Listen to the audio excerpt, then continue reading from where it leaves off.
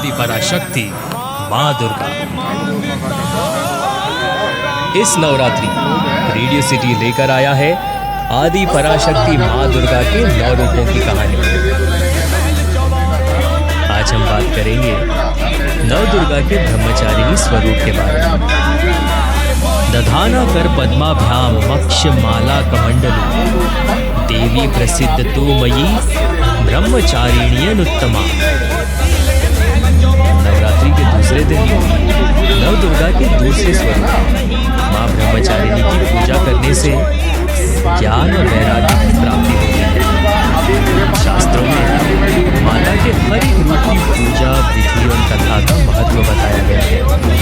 कहते हैं माता ब्रह्मचारिणी की कथा जीवन के कठिन क्षणों में भक्तों को संभालती है। ब्रह्मचारिणी का मतलब तप की चारिणी अर्थात तप का आचरण करने वाली। देवी माँ का यह स्वरूप पूर्ण ज्योतिर्मय और अत्यंत ही भव्य है।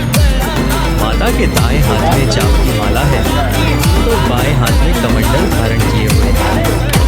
पूर्व जन्म में देवी ने हिमालय के घर पुत्री रूप में जन्म लिया था और नारद जी के उपदेश से भगवान शंकर को पति रूप में प्राप्त करने के लिए घोर तपस्या की। इसी तपस्या के कारण इन्हें तपश्चारिणी अर्थात ब्रह्मचारिणी नाम से जाना गया। 1000 सालों तक उन्होंने केवल फूल फल खाकर बिताए। 100 वर्ष तक सिर्फ जमीन पर रहकर शाख पर निर्वाह किया। कई दिनों तक कठिन उपवास रखे, खुले आकाश के नीचे वर्षा और धूप के कष्ट से कई वर्षों तक बिल्व पात्र खाए और भगवान शंकर जी की आराधना करते। फिर कुछ दिनों बाद उन्होंने बिल्व पात्र भी खाना छोड़ दिया। कई वर्षों तक निर्जल और निराहार रहते हुए वे तपस्या करती रही। पत्रों का सेवन त्यागने के कारण वह अपर्णा नाम से जानी गई। देवता ऋषि सिद्ध मुनि सभी ने ब्रह्मचारिणी की तपस्या को और सराहना करते हुए कहा, हे देवी, आज तक किसी ने इस तरह की कठोर तपस्या नहीं की। ये आपसे ही संभव था।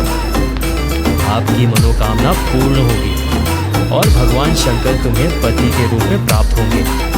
और अब तपस्या छोड़ घर लौट जाओ। जल्दी ही आपके पिता आपको लेने आ रहे हैं। लेकिन माता ने तब तक तपस्या समाप्त नहीं की जब तक स्वयं महादेव ने उन्हें दर्शन नहीं दिए और उनसे आशीर्वाद मिलने के बाद ही माँ अपने घर गई। माता की कथा का सार यह है कि जीवन के कठिन संघर्षों में भी मन विचलित नहीं होना चाहिए। माता ब्रह्मचारिणी की कृपा से सर्व सिद्धि प्राप्त होती है। ओम दुम दुर्गाय नमो नमः।